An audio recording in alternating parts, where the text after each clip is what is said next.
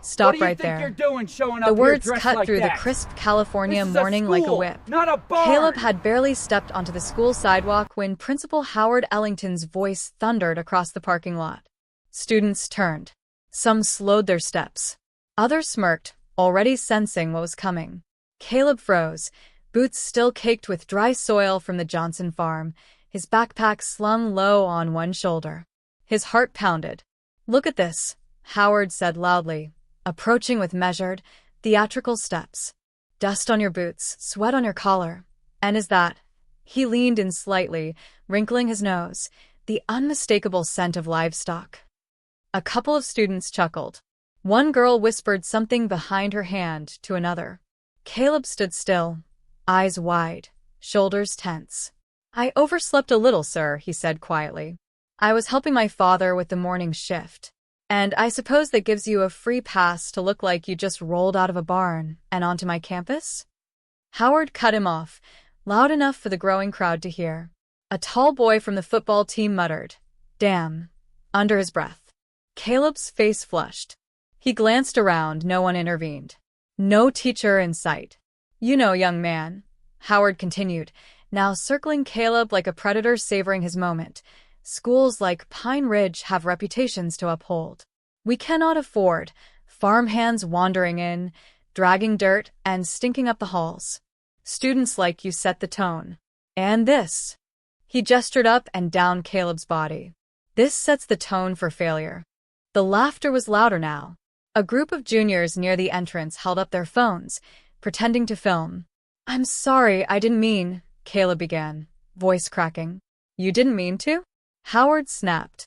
"You mean you didn't mean to disgrace this school with your appearance? Or you didn't mean to disrespect the other students who managed to show up clean and on time?" Caleb's hands clenched into fists, trembling. "You're dismissed for today," Howard said coldly. "Go home. And if you plan to return tomorrow, I suggest you wash both your boots and whatever backwoods mentality you're dragging in with you." He turned and walked away without another word, his shoes clicking sharply against the pavement. Caleb stood there for a full second, the silence heavier than before. Then he turned, slowly, humiliated, and started walking. He didn't look back. Caleb didn't say much on the ride home. The school bus had already left, so he walked. Each step down the dusty road felt heavier, like the shame was clinging to his skin, pressing into his chest. When he finally reached the farmhouse, his father was by the barn, speaking quietly to a man in a suit. Caleb didn't recognize him, probably someone from the co-op. Samuel saw the look on his son's face and didn't ask anything. He just gave a small nod, the kind only a father who's seen too much pain would understand. That evening, Caleb sat at the kitchen table, poking at his food. "He said I smelled like a barn," he muttered. Samuel said nothing. "He said I'm the kind of student that brings a school down." Samuel still didn't answer. Instead, he slowly folded his napkin, stood up, and walked into his office. The door shut with a quiet click. Inside, he made 2 phone calls. The first was to a man named Jacob, an old friend and now attorney for the Johnson Agricultural Trust. The second was to the Regional Office of Education. "Yes," Samuel said calmly. "I need to schedule a conversation with the superintendent. Tell him it's Samuel Johnson. He'll want to take the call." The next morning, while Pine Ridge High moved on like nothing had happened, Caleb stayed home. A few students whispered about it in the halls.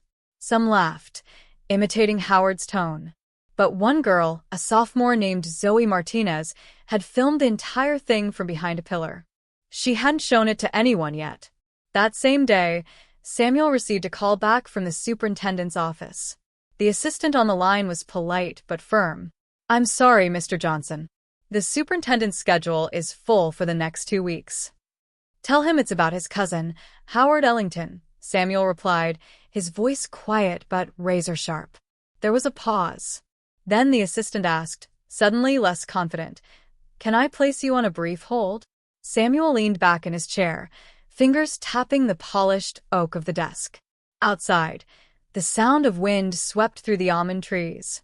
He knew the silence was about to end. Inside the school, tension was beginning to swell.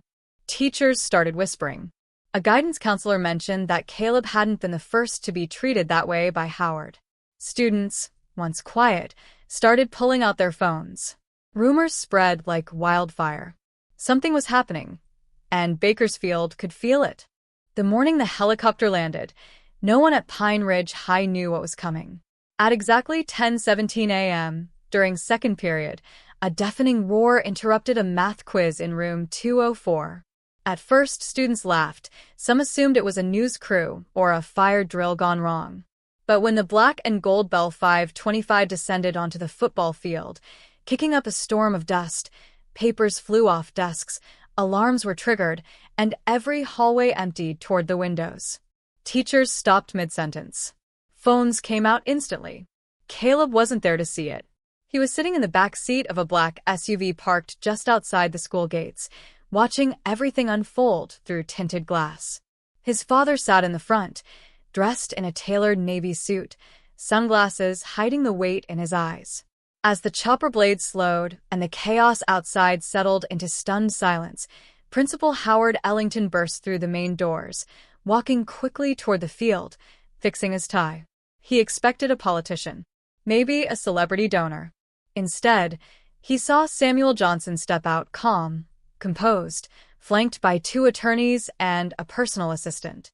The moment Howard locked eyes with him, his face changed, recognition first, then confusion, then a flicker of fear.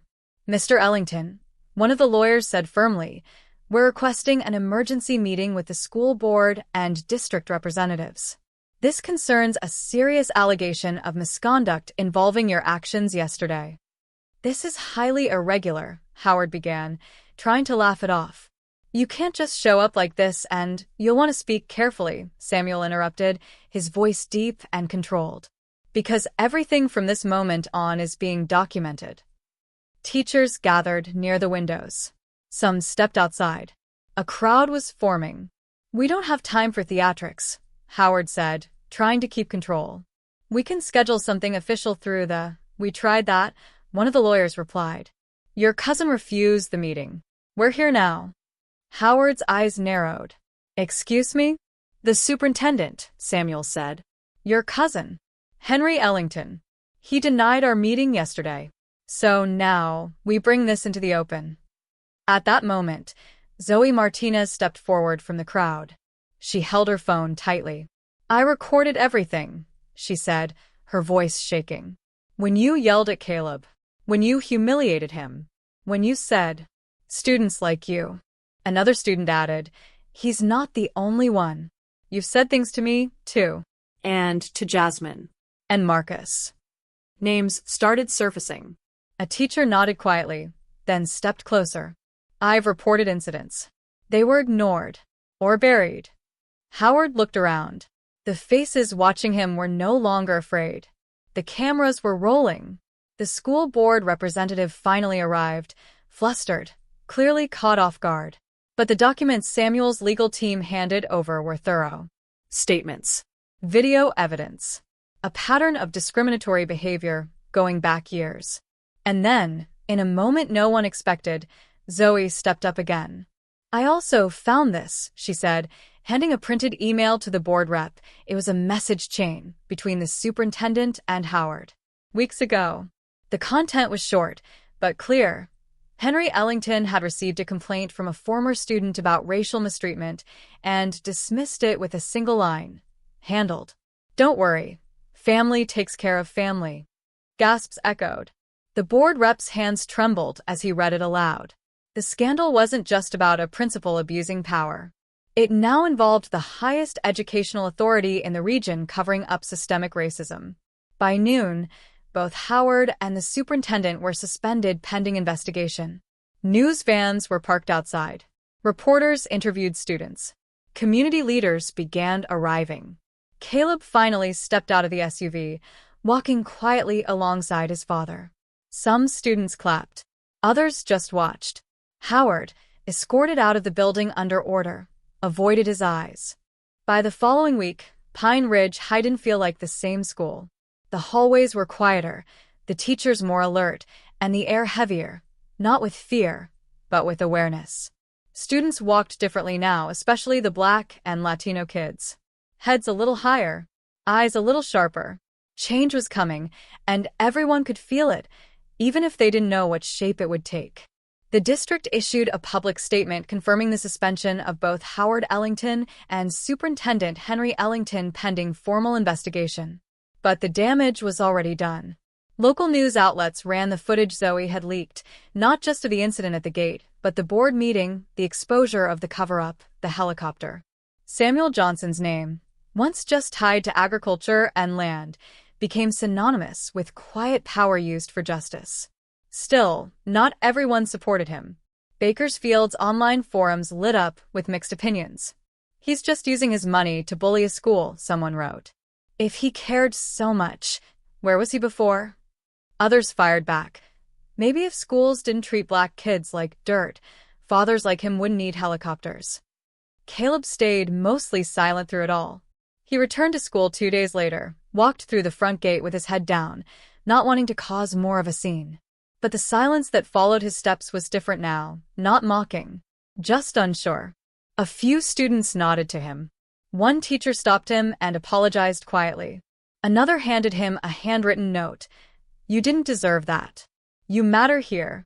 But with Howard gone, the power vacuum was palpable. Some teachers stepped up. Others stayed quiet, afraid. The interim principal, Ms. Wallace, a woman in her late 40s with tired eyes and sharp instincts, tried to steady the ship. She met with Samuel privately.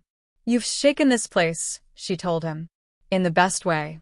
But there will be resistance. They're already talking about you trying to buy influence over education." Samuel's response was simple. "I don't want control. I want fairness. And if I have to fund that myself, so be it." A week later, Samuel called a press conference, not at the school, but in the town square. Caleb stood beside him. Zoe, too. Cameras flashed. Reporters swarmed. "Today," Samuel began, "I am announcing the launch of the Johnson Equity Initiative, a $5 million fund dedicated to providing full scholarships for underrepresented students in our district, starting with Pine Ridge High." Murmurs spread. "These funds," he continued, "will also support cultural training for educators, classroom resources, and an anonymous reporting system for student grievances." Someone asked, "Is this revenge?" Samuel looked straight into the lens. "This is what happens when silence ends. It's not revenge. It's repair." Still, backlash brewed. Some school board members resisted the idea. One even stepped down, calling it corporate interference in public education. But others saw the truth, that the system had failed, and Samuel had simply made it impossible to ignore. In the background, Caleb began changing too. He spoke more in class. He joined the debate team. He stopped shrinking in the hallways. But the weight of everything still followed him. One night, after dinner, he sat across from his father, the TV off, the room still. "Did you ever go through something like this?" he asked. Samuel hesitated. Then he nodded slowly. "When I was your age, I went to this same school. Back when it was even worse. I was called names, told I wouldn't graduate. I was sent home once for making the other students uncomfortable." Caleb's eyes widened. "Why didn't you tell me?" Samuel exhaled. "Because I thought I had escaped it. I built a life. I grew something bigger than they ever imagined. But I didn't realize it was still there, waiting for you." Caleb was quiet for a long time. Then he said, "You didn't just build something. You gave it a name." Samuel looked at his son, pride and grief mixing in his gaze. "And now it's yours." The school board eventually voted to accept the Johnson Initiative. Ms. Wallace became permanent principal. Zoe started a student-led group for advocacy and transparency. And the investigation against Howard and Henry continued in the background. But for Pine Ridge High, nothing was back to normal. A new standard had been set, not just of academic excellence, but of justice. 3 months later, the classrooms at Pine Ridge High echoed with a different kind of energy. The posters that once boasted hollow slogans were replaced with murals painted by students, scenes of resilience, of identity, of unity. The school library, once outdated and underused, had been renovated using part of the Johnson Equity Initiative Fund. The new wing was named the Caleb Room, after a student who had never wanted to be a symbol, but became one anyway. Caleb, now walking with calm confidence, had grown into his own name. He'd recently been nominated for a state youth leadership award, not for academics alone, but for courage. He didn't give big speeches or post long statements on social media. His strength was quieter, but it rippled outward, touching others who had once hidden in the background. Zoe Martinez became a recognized voice in the district, speaking at public forums, helping draft the new grievance system alongside the administration. She and Caleb never dated, never became some idealized pair. But they were bonded by something stronger than romance: truth. The final report on the Ellington case was released in early spring. Howard lost his license to work in public education. Henry resigned before facing formal disciplinary action. No public apology came from either man. But by then, the apology wasn't what mattered. The shift had already happened. Samuel Johnson continued to fund and quietly guide the scholarship program. He never stepped into the spotlight again, not out of bitterness, but because he had done what he needed to do. He had reclaimed the dignity that had been taken from him and protected his son from carrying the same burden alone. On the final day of the school year, Caleb stood outside the front gate, the same place where it all began, watching students pour out into the summer air. One boy, maybe a freshman, walked past him with dusty boots. Caleb smiled gently and said, "You good, man?" The boy nodded, grateful. That night, at dinner, Caleb asked his father, "Do you think it's over?" Samuel paused, wiping his hands on a cloth napkin. "No," he said. "It's never over. But now, we're not pretending anymore." The screen fades to black, the wind rolling through Bakersfield like a promise not to be forgotten.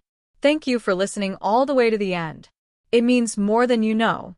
Before you go, I'd love to know, from what city or country are you hearing this story?